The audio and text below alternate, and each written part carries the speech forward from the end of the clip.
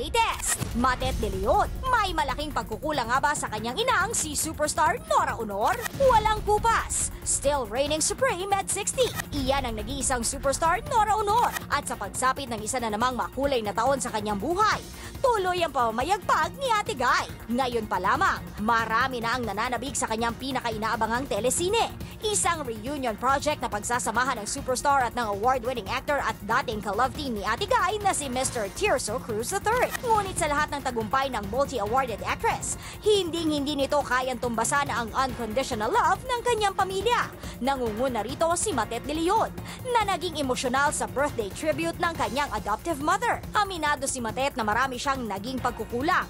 Kaya naman nais niyang bumawi sa kanyang ina. Idagdag pa rito ang pag-alala ng aktres sa kalusugan ng superstar. Sa likod ng kasikatan at karangyang kalakip ng showbiz, gaano nga ba kahalaga ang pagkakaroon ng isang solidong pundasyon gaya ng pamilya? Ang latest, punto por punto. Okay, so ang ating titilarin ngayon ay ang relasyon ni Nora Honor sa kanyang mga anak. Ako, Direk Ami, mas alarmado ko sa relasyon ni Lotlot at saka ng superstar. Si Matet kasi, bukal itong batang to eh. Bukas ang bibig sa pagsasalita. Extroverted ni Maritet eh. Tsaka mula nung dumating dito si Guy, nagkita na sila na ilang beses ni Matet, pati ang kanyang mga anak, dinadala sa kondo kung saan nakatira si Nora. Pero si Lotlot, wala tayong nababalitaan, tahimik. Diba? Why is that, Christy? Ang alam ko, Direk, malalim ang kanilang hindi pagkakaunawaan ni Nora. Ito'y dahil sa isang pangyayari na parang pinili ni Nora yung kanyang karelasyon kaysa sa kanila magkakapatid.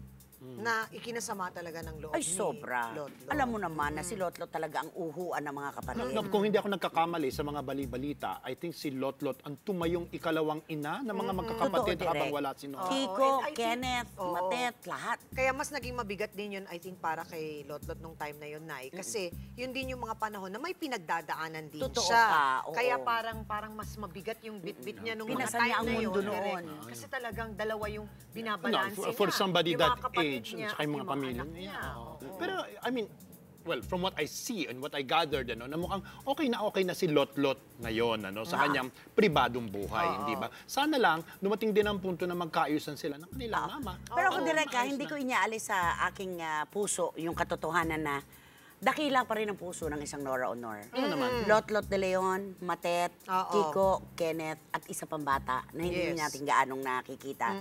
Para mahalin ng isang Nora Honor ang mga bata na mula sa kung saan na hindi niya kadugo, dakila pa rin ang puso niya. Ay, oo. Di ba?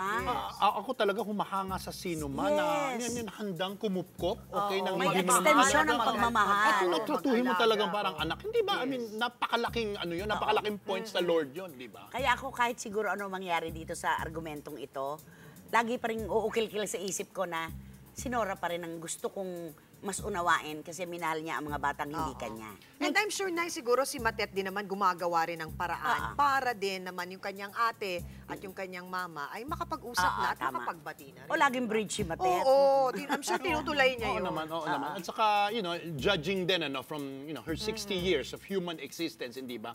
Up to this very day naman, alam natin na wala talagang maaaring kumumpara sa superstar na Walang yan. katapat pa. Walang Hingin katapat na yan. yon.